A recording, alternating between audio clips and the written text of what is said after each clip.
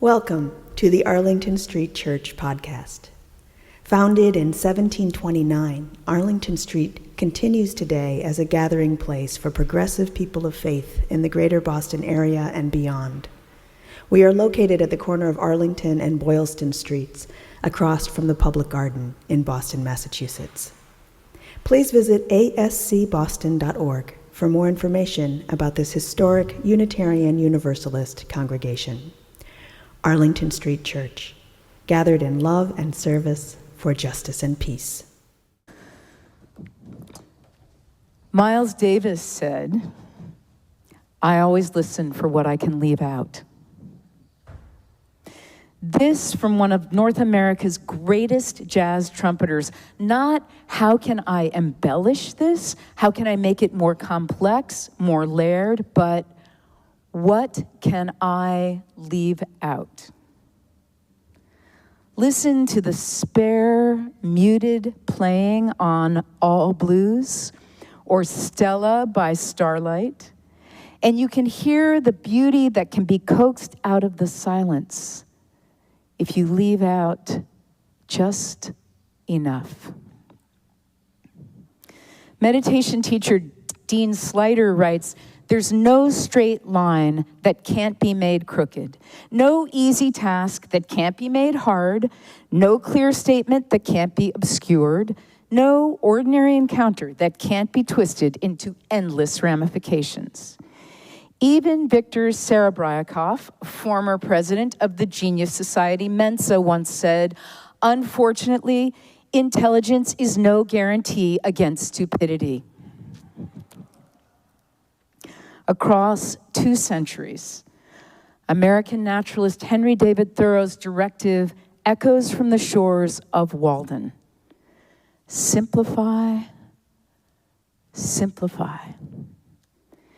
He explained, "I went to the woods because I wished to live deliberately, to front only the essential facts of life and see if I could not learn what it had to teach, and not, when I came to die, discover that I had not lived. I did not wish to live what was not life. Living is so dear. Nor did I wish to practice resignation unless it was quite necessary. I wanted to live deep and suck out all the marrow of life, to live so sturdily and Spartan-like as to put to rout all that was not life, to cut a broad swath and shave close, to drive life into a corner and reduce it to its lowest terms.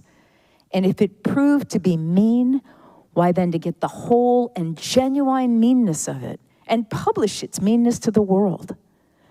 Or if it were sublime, to know it by experience and be able to give a true account of it in my next excursion." Clutter is the surest sign that simplicity has given way to complexity. It begins in our minds and the ripples emanate into our lives. What's complicating? What's cluttering your life? Clutter is not just stuff. American poet Mary Oliver penned "The Journey," reminding us that certain relationships are clutter. The journey. One day you finally knew what you had to do and began, though the voices around you kept shouting their bad advice. Though the whole house began to tremble and you felt the old tug at your ankles, "Mend my life." Each voice cried, "Mend my life." But you didn't stop. You knew what you had to do, though the wind pried with its stiff fingers at the very foundations, though their melancholy was terrible. It was already late enough and a wild night and the world full, the road full of fallen branches and stones, but little by little, as you left their voices behind, the stars began to burn through the sheets of clouds. And there was a new voice which you slowly recognized as your own, that kept you company as you strode deeper and deeper into the world, determined to do the only thing you could do, determined to save the only life you could save. Certain relationships, information overload, obligations, commitments, habits, they are clutter. And clutter is exhausting, taking up our time while adding precious little value to our lives. Too much is too much. It will steal our energy and rob us of the peace that abides in a clean, clear space. What is enough? Here's a wonderful lesson I stumbled across at the age of 20. I was living in Japan. One summer day, I was walking through the pathless wood behind the Zen temple, heading for the stream I could hear tumbling in the ravine below. And suddenly, at my feet, there appeared a circular stone about 2 feet in diameter with a square cut out of the center like an ancient Chinese coin. 4 ideograms, raised relief carvings, stood sentinel around the openings, one to a side. Years later, it occurred to me that one of the monks had surely come before me that day, and probably every day, sweeping the giant coin's surface clear of the forest debris, save some small patches of brown lichen and a thin veneer of nature's dust. But at the time, I felt that I had discovered it, and I was sure it contained a secret, a lesson, just for me. Painstakingly, I copied the characters into my notebook. Visiting my stepmother at her home back in Tokyo one evening after the dinner dishes had been cleared, I showed her my treasure. These characters are very, very old, she told me. We don't even use them anymore. She went to her room, emerged with what I imagine was the equivalent of our Webster's Unabridged Dictionary, and sat for a long time poring over my notebook, drawing new characters next to mine, speaking syllables under her breath in a kind of incantation. I waited. At last, she said, "I have it." She paused. I don't know, do you say this in English? The stone said, "It is just enough." I was electrified. It is just enough. No, we don't say that in English, but we should. All those years ago now, I felt, as I still feel, that somehow we must learn to say it. It is just enough. Simplify. Simplify. Joshua Becker is the author of The More of Less.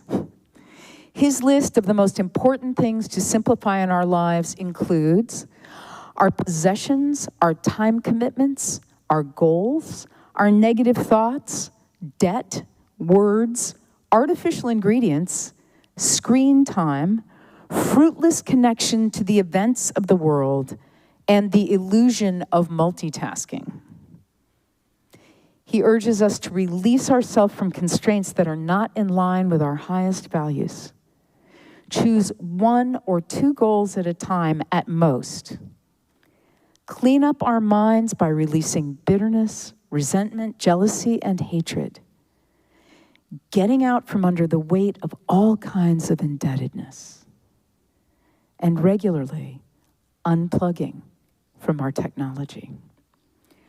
Replace all these, he says, with balance, freedom, and joy. How to begin? As always, with intention. Melissa, writing for Simple Lionheart Life. Simply Melissa, she's eliminated her last name. SimpleLionHeartLife.com suggests we start with how we're committing and using our time, especially if we never feel we have enough time. And go from there. What are our priorities? What do we want more of, less of? Even a small shift, a tiny adjustment can tip the scale toward what's truly important. More of what we love and less of what we don't. We North Americans have a love affair with choices at our peril. Choices are seductive. How much time do we spend choosing between this and that? American filmmaker Quentin Tarantino said of American actor Robert De Niro that his genius was not in how many different ways he could play a scene, but in cutting through to the heart of the script, knowing that there are really only 2 or 3 ways to illuminate it. A single glance, an extra beat. These are powerful. Recently, I asked my friend Katina Rodas, a sculptor, how she knows when a piece is done. She answered, "You just know." I strongly suspect she's right. We know what enough is. Do you know about Occam's razor? William of Occam, a 14th century logician and theologian, is credited with the idea that the simplest of explanations is most likely to be correct. The simplest is almost certainly correct. The translation from the Latin says, entities should not be multiplied unnecessarily. In other words, Occam's razor shaves away what is unnecessary. Arlington Street's beloved Ksenia will have to tell us if it's true that medical students are told when you hear hoofbeats, think horses, not zebras. Henry David Thoreau wrote, "I have always regretted that I was not as wise as the day I was born." If you find your life getting tangled up, get out Occam's razor and start shaving. In the 1980s, the Reagan administration closed large-scale institutions for people living with disabilities, mental illness, and addiction, with a promise that the inhabitants would be moved to small, intimate, community-based halfway houses. The institutions were indeed closed, but the halfway houses were never funded. People who had never lived on their own, who had very few real-world coping skills, were literally put out on the streets. It was no less than a humanitarian disaster. I was serving as a student chaplain then at Morgan Memorial Goodwill Industries here in Boston. I remember finding an utterly disoriented young man standing alone at the corner of Arlington and Berkeley Streets and bringing him to work with me. Goodwill threw open its doors and fed, clothed, and employed him and a king tide of other refugees. Housing was an additional challenge. We were completely dependent on the open hands of good-hearted people. One such colleague wrote about that time, "Our halfway house was flooded with applicants. We had only so much room. Whom to shelter, whom to clothe, whom to feed, deep questions to be faced very suddenly. An hour before we opened, we agreed to sit together in silence. Prayer, meditation, just plain calming down. Everyone went for their ammo. Then we opened the doors, somehow trusting. We agreed that everything we did, we would do with love. Those people we accepted with love. Those people we turned away or helped find alternatives, love. Everyone seemed to understand the differences among us all, staff and applicants alike, suddenly seemed less solid. The whole idea that it all had to do with disabilities even seemed a little artificial. Nobody was really thinking that much, had time to, or needed to, or something. So much of it was just coming from the heart. So many people with so many problems. But it went smoothly. How? After the first wave, we sat down to discuss what had happened, your classic evaluation procedure. Can we come to order? Met with some laughter. So, someone said. Then another person stood up and said, these past 3 days were about who we really are. The way we were, that was the truth about us, deep down. Love is the deepest truth about us. There was a moment of silence. Someone else said, right. We waited a little longer, and that was the meeting. We're not used to things becoming clear like that. But after a minute or two, people gradually got up and went back to work. Beloved spiritual companions, let's listen for what we can leave out. Simplify, simplify. May we seek to do everything with love. It is just enough. Amen.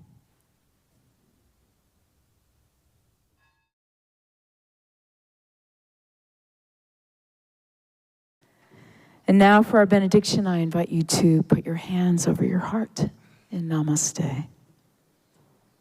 I bow to the divine in you. Kalidasa was a classical Sanskrit author who is often considered ancient India's greatest poet and playwright. We heard it this morning. This is from his exhortation to the dawn. Look to this day, for it is life, the very life of life. In its brief course lie all the verities and realities of our existence. For yesterday is but a dream, and tomorrow but a vision. Let us look well, therefore, to this day. Let us keep this faith, beloveds, and pass it on. The service begins when the service ends. Bless your hearts. I love you. Amen.